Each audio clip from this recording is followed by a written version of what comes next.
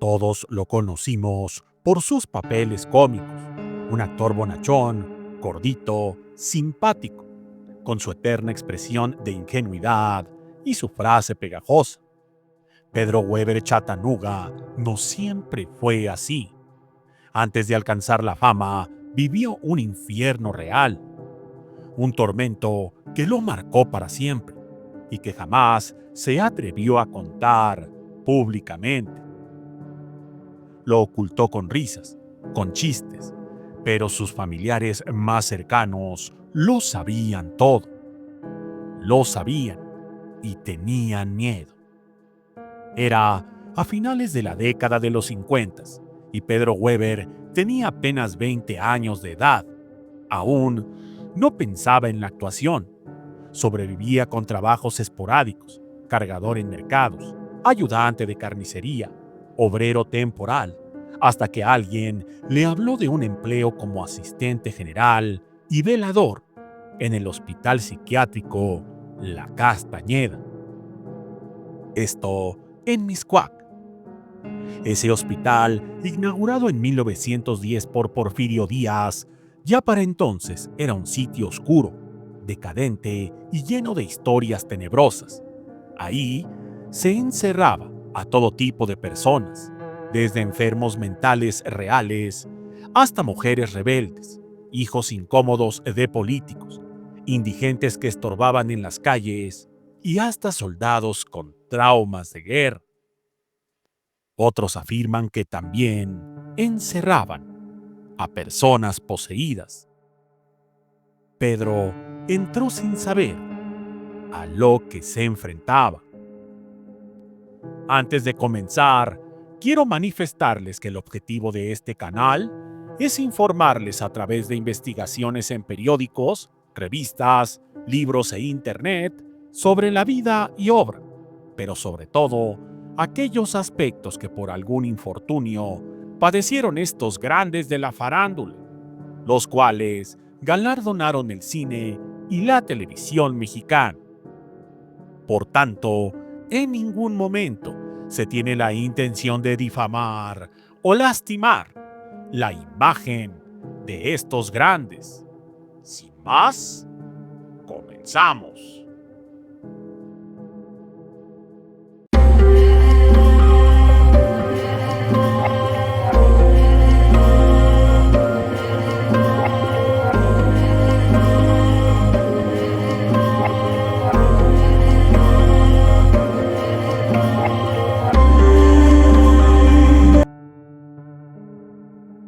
Durante el día, Pedro ayudaba a llevar bandejas de comida, limpiar pasillos, mover camillas y atender a internos sin familia. Pero fue en sus turnos de noche como velador cuando su pesadilla comenzó. Le asignaron el Pabellón 7, conocido entre el personal como el de los olvidados. Ahí vivían los pacientes más antiguos, muchos de ellos con más de 30 años internados, sin hablar, sin moverse, sin nadie que los visitara. Aquí se quedaban los que ya no son de este mundo, le dijo un enfermo viejo la primera noche. Ahí Pedro escuchó cosas que no podía explicar, puertas que se abrían solas, gritos apagados cuando todos dormían, camas vacías con marcas de cuerpos hundidos y sobre todo un murmullo grave, incomprensible, que venía del cuarto número 73, donde ya no había paciente alguno. Todo cambió una madrugada de octubre, cuando Pedro decidió entrar al cuarto 73, impulsado por el sonido de un llanto ahogado. Dentro encontró una figura negra, sentada en el suelo, que se levantó lentamente cuando encendió su linterna. Pedro se desmayó. Al despertar, estaba en la enfermería, pero algo había cambiado para siempre. El director le dijo que lo encontró caminando descalzo por los pasillos hablando un idioma raro y con sangre en las uñas. Pedro no recordaba nada.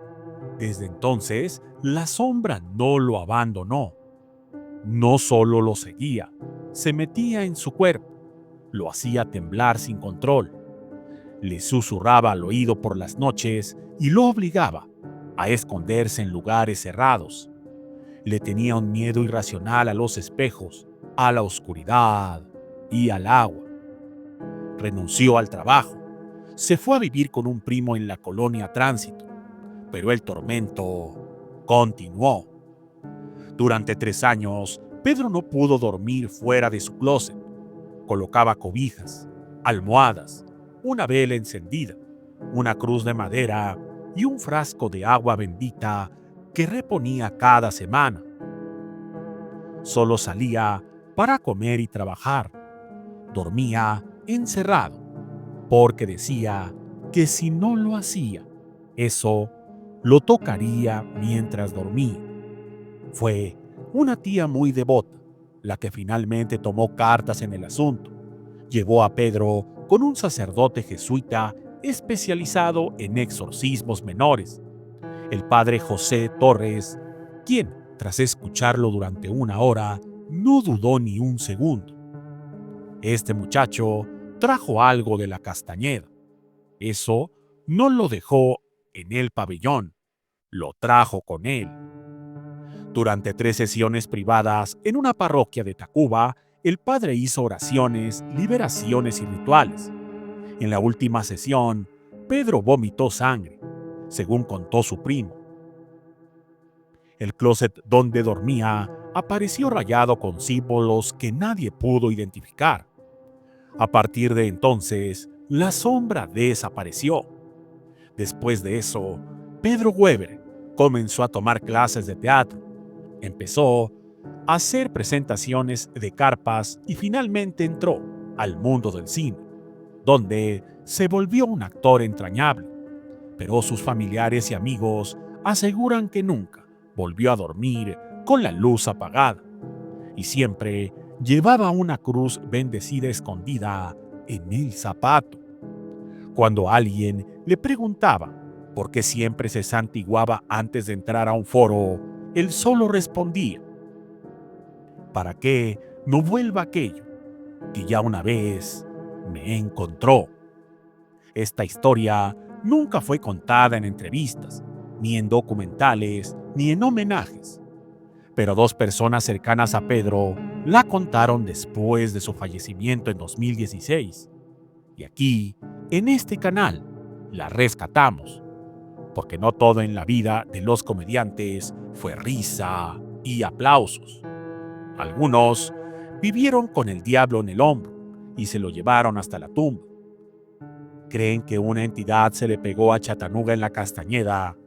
¿Puede el contacto con la locura abrir portales a algo más oscuro? Déjalo en tus comentarios, suscríbete y activa la campanita. Muchas gracias y hasta la próxima.